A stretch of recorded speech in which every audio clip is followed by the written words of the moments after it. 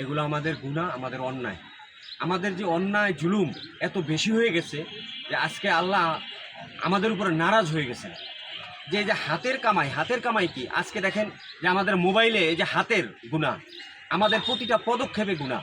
আমাদের আজকে কি হচ্ছে? আজকে এত বেশি অন্যায় সমাজে, এত বেশি গুনায় সয়লাভ হয়ে গেছে। যুব সমাজ আজকে মাদকাসক্ত হয়ে গেছে। আজকে মুসলিম ছেলেমেয়েরা আজকে পর্দা থেকে দূরে সরে গেছে।